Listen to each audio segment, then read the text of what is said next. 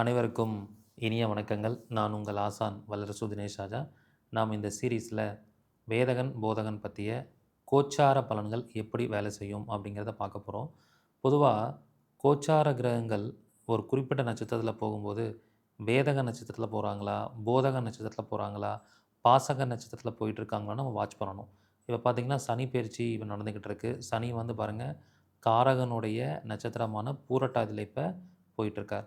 So அதனுடைய முழு பலன் நமக்கு கிடைக்கணும்னா, பூரட்டாதியுடைய உணவுப் பொருளை நம்ம தானம் பண்ணிகிட்டே இருக்கணும். பூரட்டாதி அப்படிங்கிறது மாம்பழம். அப்போ மாம்பழம் தானம் பண்ணலாம். மாம்பழ சீசன் இல்லைன்னா மாம்பழ ஜூஸ், ஸ்லைஸ் தானம் பண்ணலாம். மாசா தானம் பண்ணலாம். பூரட்டாதினா ஊறுகான்னு அர்த்தம். இப்போ மாம்பழ ஊறுகாவை தானமாக கொடுக்கலாம்.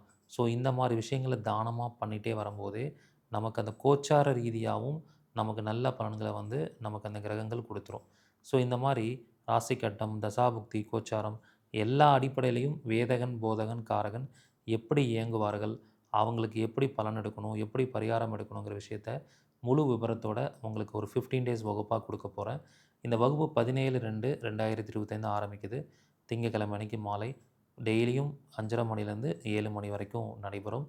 இதில் கலந்துக்கிற எல்லா மாணவர்களுக்குமே அவங்களுடைய ஜாதகத்தை பார்த்து வேதகன் சம்மந்தமான பரிகாரங்களை கொடுக்க போகிறேன். பழைய மாணவர்கள், மாற்றுத்திறனாளிகள், மூத்த குடிமக்களுக்கு கட்டண சலுகை உண்டு. முதல்ல ஜாயின் பண்ணக்கூடிய 100 நபர்களுக்கு மட்டுமே அனுமதி. விருப்பம் இருக்கிறவங்க சீக்கிரமாக முன்பதிவு பண்ணிக்கோங்க. நன்றி, வணக்கம். வாழ்க வளமுடன்.